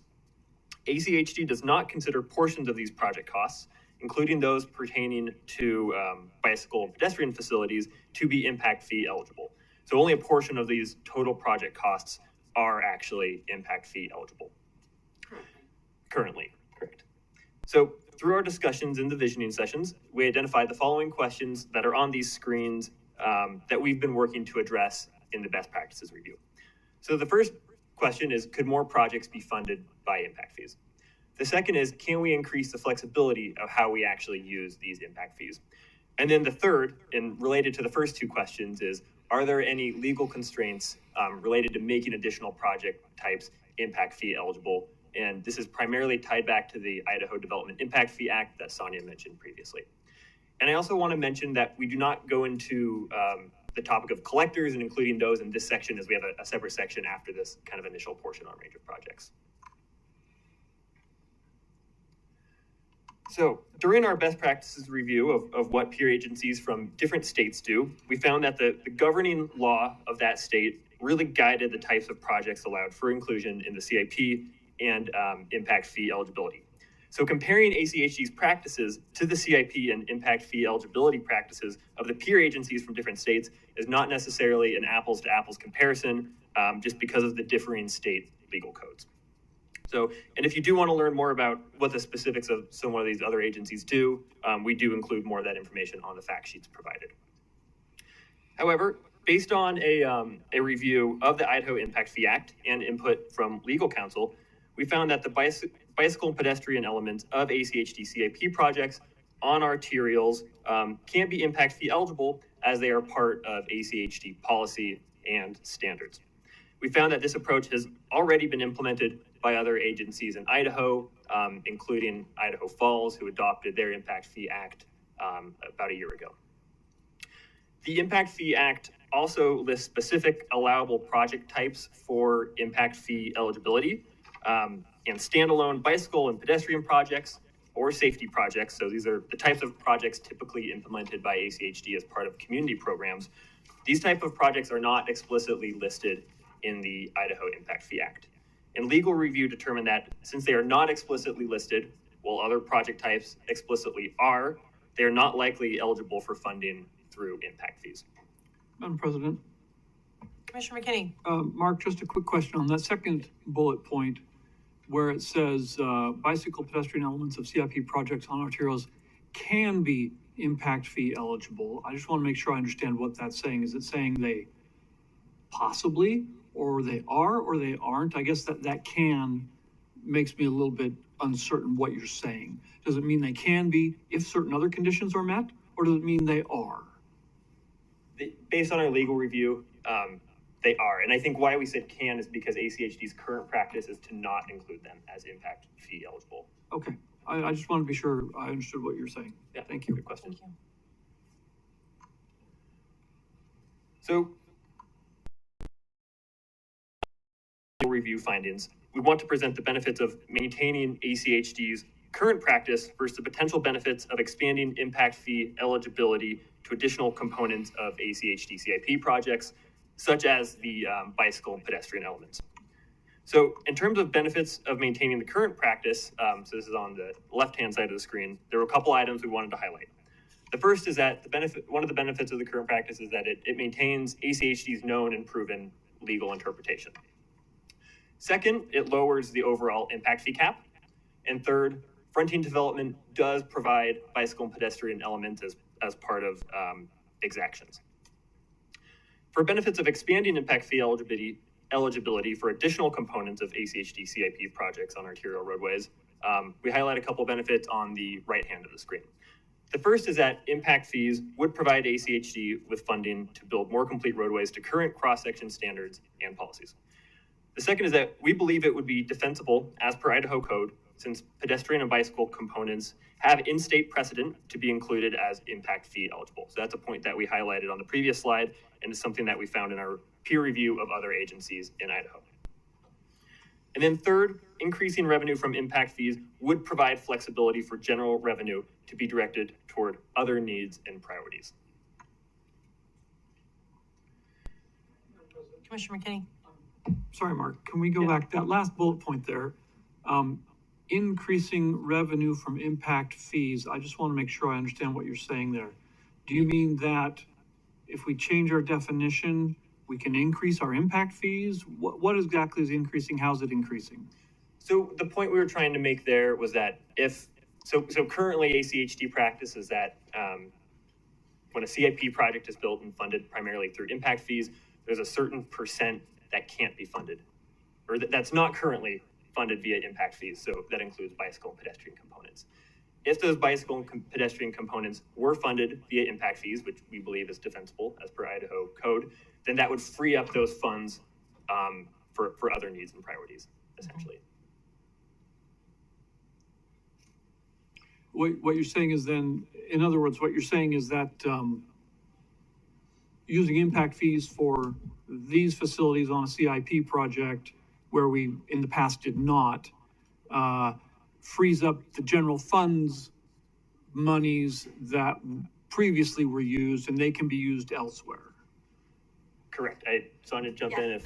That's correct. Maybe I'll just provide a hypothetical example that maybe helps. So right now, you're having to reconstruct Ustick Road to meet a future need. You have impact fees that you've collected that are probably going to help some of that Ustick Road project in addition to grants, but you haven't collected impact fees that would pay for the entire back of multi-use pathway. You've only collected impact fees that would go from curb to curb within the vehicle travel lanes. And so if we expanded our impact fees so that they were also collected to include those, whatever the bike and pedestrian facility is on side of Ustick Road, you would have more money available for that impact fee project. And then the money that you're taking from your general fund or elsewhere to supplement the needs that you have on Ustick Road, that would then be available for any other priority that you wanted to implement. Does that help? Okay, yeah, but to be clear, we're not talking about, there's no extra money anywhere. It's just we're putting it in different pockets. Well, sorry, President Pickering, Commissioner McKinney, there would be extra money collected as impact fees, as a counterpoint to the benefits of your current practice where it does lower your impact fee cap.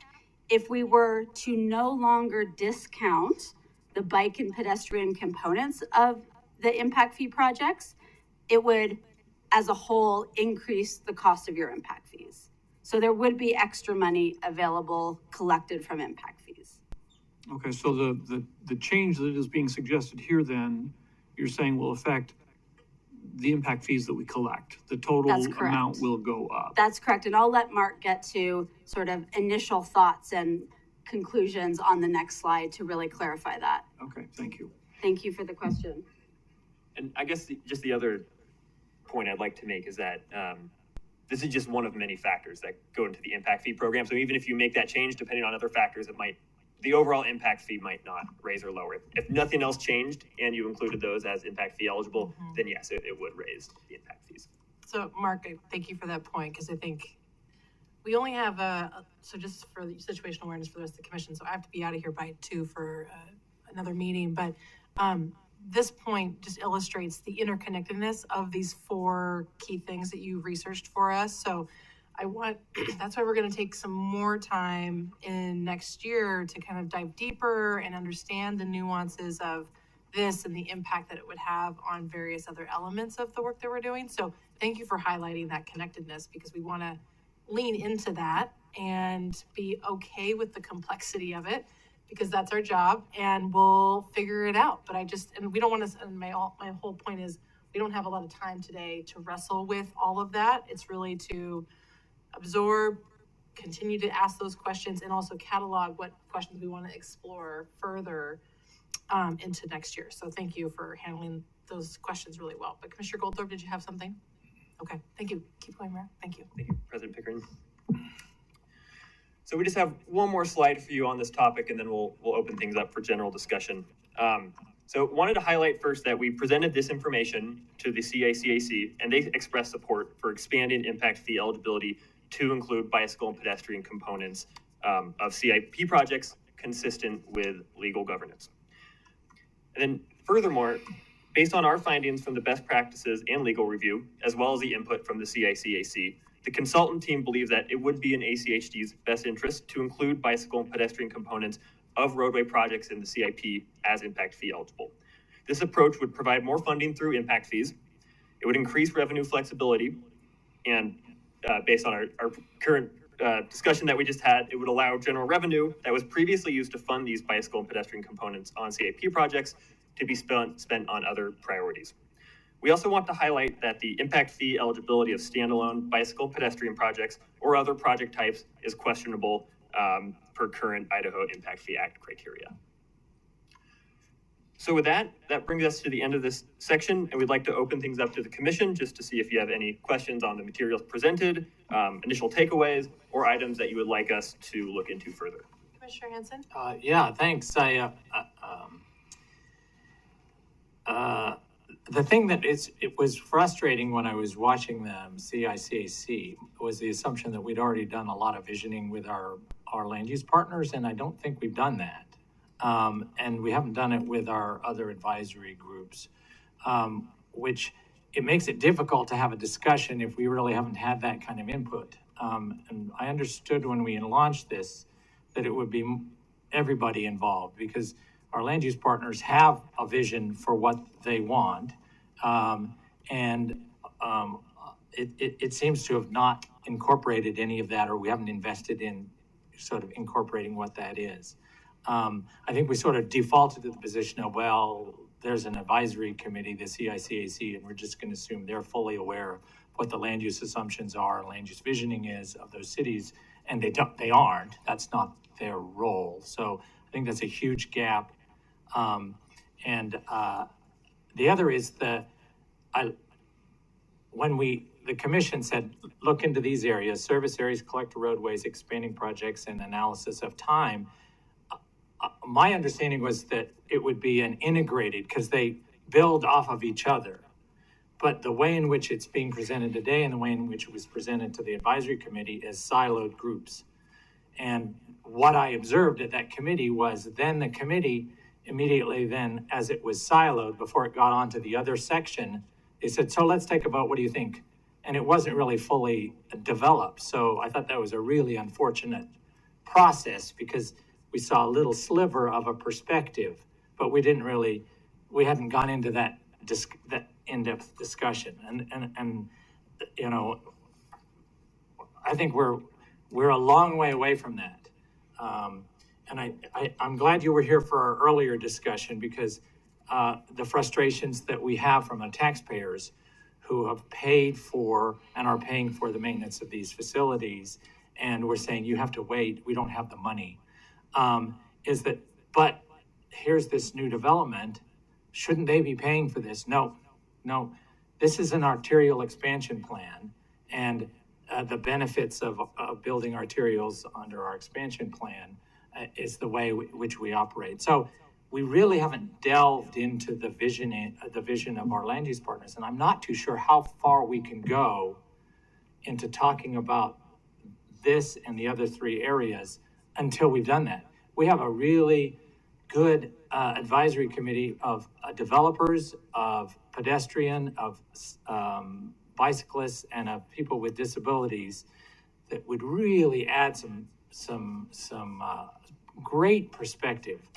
And so it just feels so cursory, just, okay, check off this. And so anyway, that's the beginning of my disappointment watching the process so far. I had high hopes that this would be significantly different than the way we've approached the mandatory adoption of the CIP, and it just doesn't feel like that. And that we're moving along in a way that doesn't really delve deeply. And the consequences of not doing that is what we heard about with our maintenance issue. We are accepting enormous amounts of assets that we are obligating taxpayers to maintain in 30 years after we've accepted those into our system. And if we say we want this process to continue to incentivize the way in which a development in an undeveloped greenfield area is more incentivized than one that is being built in a brownfield that has to deal with, because there none of the infrastructure that would be impacted by that development can be addressed, none of the transportation impacts. So I wanted to say that because it's really frustrating, because I think the process we're starting to go down is not going to be helpful. Thanks, Commissioner. Commissioner Goldthorpe. Well, I just wanted to thank you for a minute. Unlike Commissioner Hansen's, your approach and your thoroughness and this education today meets every expectation I had for what you were asked to do.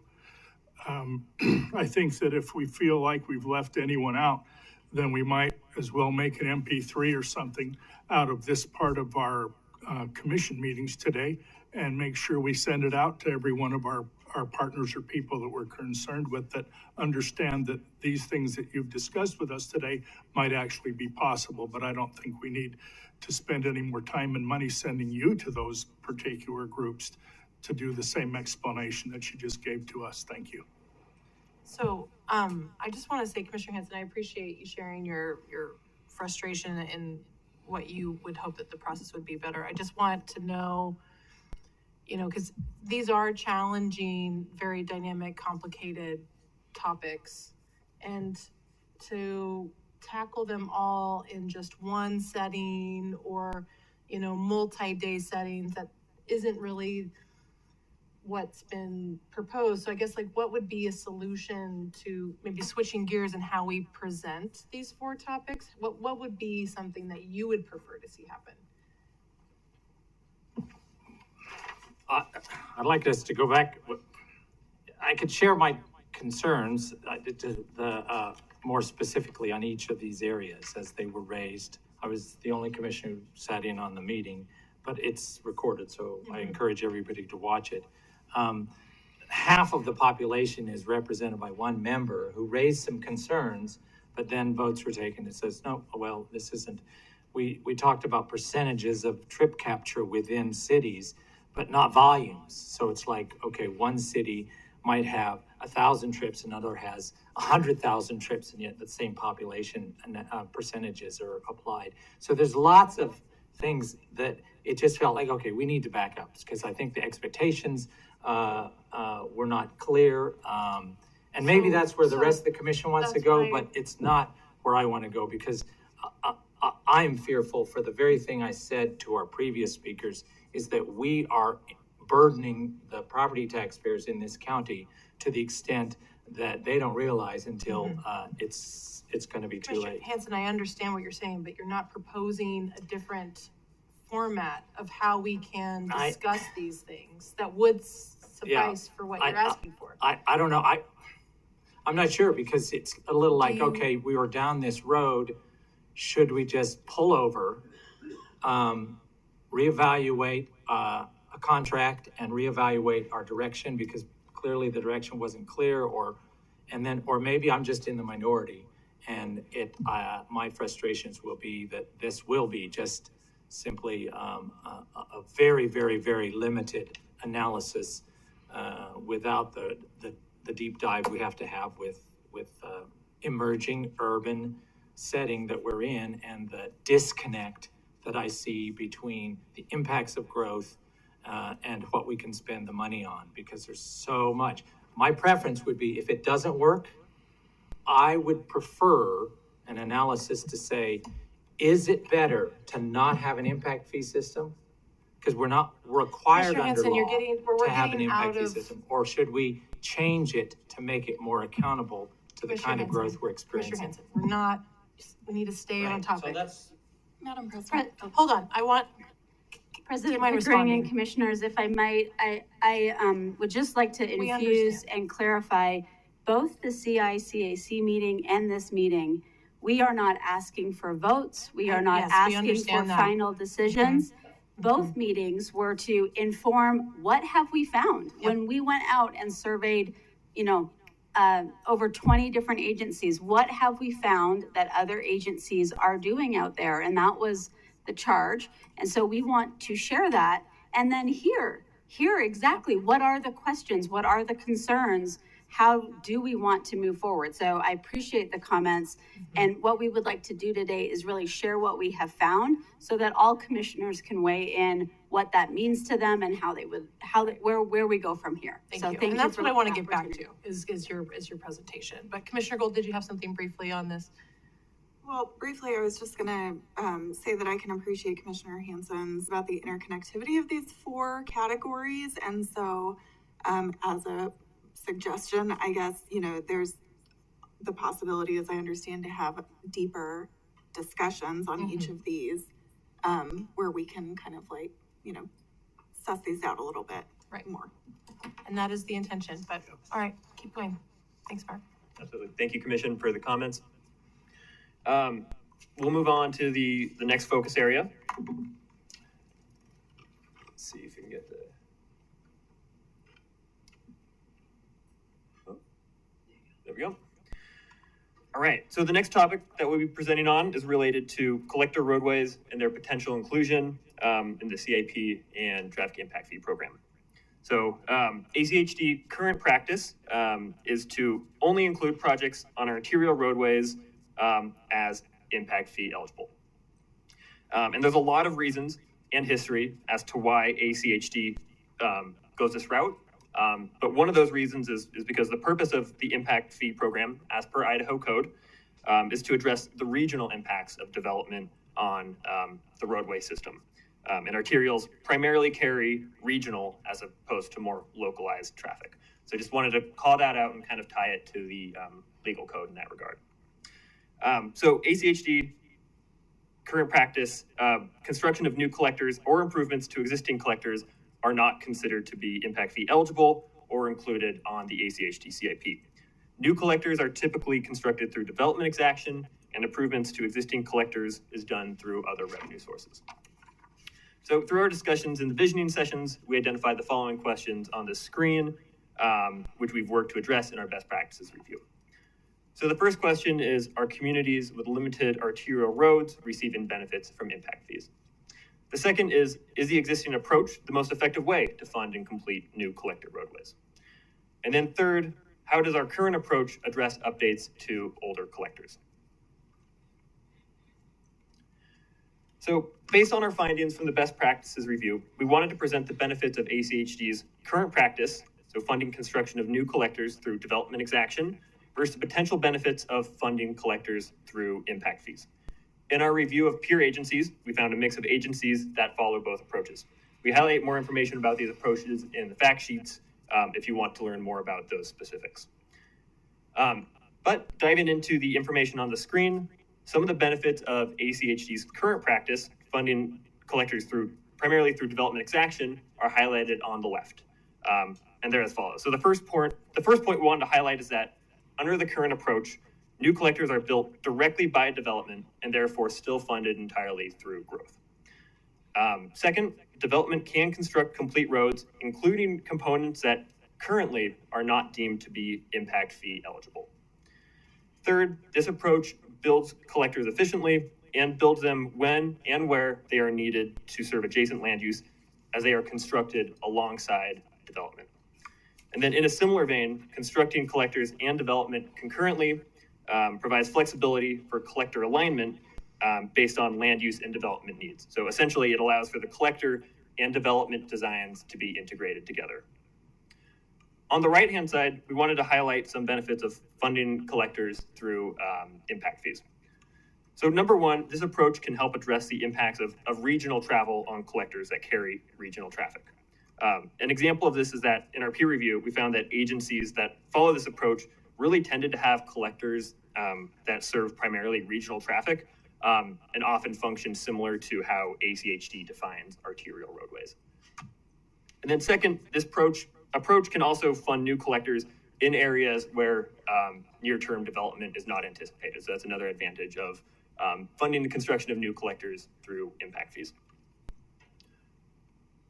So before we move to our key takeaways on this topic, we wanted to address one of the initial questions that we received in our visioning sessions, which was, are all communities receiving benefits from impact fees, even if they have limited arterial roadways? And we thought that the best way to address this question was showing travel pattern data within Ada County. So this graph shows basically the average trip lengths of trips originating in each city within Ada County, as well as the county-wide average. As you can see, the county-wide average is just over 9 miles, with the averages of each city ranging between 8 to 11 miles. And really the point of showing this data is to illustrate that the average trip distance is relatively long at 9 miles. And the majority of trips are traveling far enough that they will require the use of an arterial roadway at some point, even if that trip originates in a city or a community that doesn't have many arterial roadways. And we will have some additional travel pattern data that we're going to show in later topics further on in this presentation. So we presented this information to the CACAC, and they expressed support for maintaining ACHD's current practice of constructing new collectors through development exaction. However, they also identified the potential need to assess if any existing collectors serve regional traffic and would benefit from funding through impact fees. And based on the input from the advisory committee and our best practices review, our initial recommendation for ACHD would be to maintain ACHD's current practice for building and constructing new collectors. This allows for increased flexibility in regards to collector construction, flexibility to integrate the collector alignment with land use and development. And this approach has also been historically successful at constructing complete connections efficiently and as needed to serve adjacent development. However, for existing collectors, we do recommend assessing if any currently serve regional traffic and therefore be eligible for impact fee funding. This could potentially be done through a special impact fee eligible designation or even a reclassification to an arterial or other functional classification. I mean, again, just trying in the spirit of what we have time for today, I'd have a lot of questions about this that we're gonna have to dive into when we have one-on-one time, because again, you're not really illuminating like all of the research that you've conducted, because I feel like maybe there's more that you should be sharing with us about what drew you to these conclusions, because there's a lot of other pieces and parts that I think should be weighed into this recommendation. So, because there's some downsides to our current model where we're seeing lots of congestion and breakdowns because we haven't built enough collectors, we haven't built enough roadways in between these mile by mile intersections. And so I think that's, if you have done research on that, that would be really important to highlight when we dive into this deeper. Anything else? Okay, thank you. Thank you, President Pickering. Yeah, that was our last slide on this topic. So again, open to questions on the material presented, initial takeaways, or issues that we should look into further. Hearing nothing, I'll pass things on to Sonia. President Pickering Commission, would you like us to go forward with the next topic, given the time, or I'm happy to keep going as long as you're willing? I'm thinking no. So thank you for offering the question. Okay. I think that'll do it. Do we have to kind of like wrap things up nicely? What do we have on deck for when we're going to have this deeper discussion, or at least a continuation? Director, do you have any insight of when we would want to reschedule this? I think that's up to the commission's discretion. We are happy to have it whenever you are available and would like it. So commissioners, would you want to have a continuation next week, or would you rather postpone to January? Let's postpone, because I think we got stuff for next week already, don't we? We have several things, but yeah. Madam President. Commissioner Gold. I'm wondering if we can do, like if we could look at certain sections, so maybe it could be multiple meetings. Oh yeah. Yeah. Oh yeah. I don't know, both maybe. Director. Madam President, Commissioners, as a reminder, your schedule for next week is rather packed as it is. And so my recommendation would be have them come back in that first meeting in January or the second meeting, whatever is best convenient for you. And I do want to remind the Commission again, this is the first step in a 1,000-step process, that there'll be plenty of opportunities to go back and forth into all four of these very important subjects and stuff. But I'd recommend holding until January, and we'll work out the details. Commissioner Hanson. So yeah, I appreciate the director saying this is the first step in a 1,000-step process, because the way I've observed it to this point is that there's been a lot of ideas that have already been eliminated from consideration. Okay. And that's frustrating, because those should not be eliminated from consideration. And there's a lot of research, especially from the representative on the committee who represented the largest population center, asked for things, particularly as to trip generation and the trips, the analysis of what are the transportation impacts of different types of developments. None of that's been done as far as I can tell. So when we hear about this, it's just not there. So the assumption is that those things are already off the table, and that this 1,000-mile trip, we've already left stuff back at the station.